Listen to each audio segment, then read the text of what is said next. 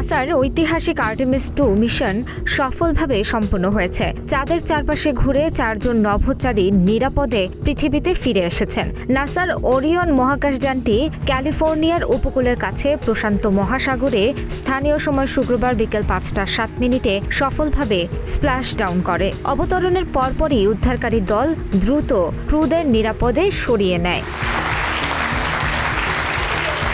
মিশনে অংশ নেন নাসার Reid Wiseman, Victor Glover, Christina Koch এবং কানাডার জেরেমি হ্যানসেন।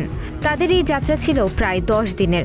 চাঁদ থেকে ফেরার পথে ওরিয়ন মহাকাশযানটি পৃথিবীর বায়ুমণ্ডলে প্রবেশের সময় 13 মিনিটের এক ভয়াবহ ধাপ অতিক্রম করে, যেখানে তাপমাত্রা প্রায় 2760 ডিগ্রি সেলসিয়াসে পৌঁছায় এবং কিছু সময়ের জন্য যোগাযোগ বিচ্ছিন্ন হয়ে যায়।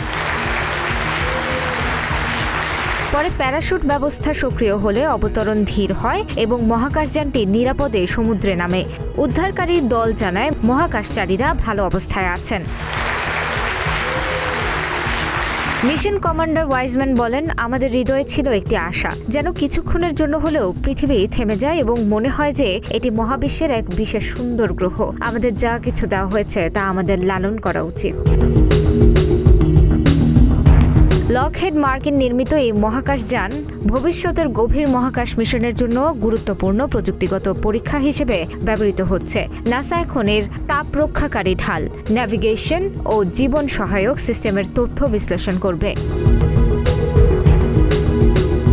মহাকাশচারীরা ফ্লোরিডার কেনেডি স্পেস সেন্টার থেকে যাত্রা শুরু করছিলেন। চাঁদের চারপাশে ঘুরে তারা বিভিন্ন বৈজ্ঞানিক পরীক্ষা চালান এবং মহাকাশ থেকে পৃথিবীর এক নতুন দৃশ্য উপভোগ করেন। নাসা কর্মকর্তারা এই মিশনকে ভবিষ্যতে আর্টেমিস কর্মসূচির জন্য একটি বড় সাফল্য হিসেবে উল্লেখ করেছেন। পরবর্তী ধাপে চাঁদের পৃষ্ঠে মানব অবতরণের লক্ষ্য নির্ধারণ করা হয়েছে।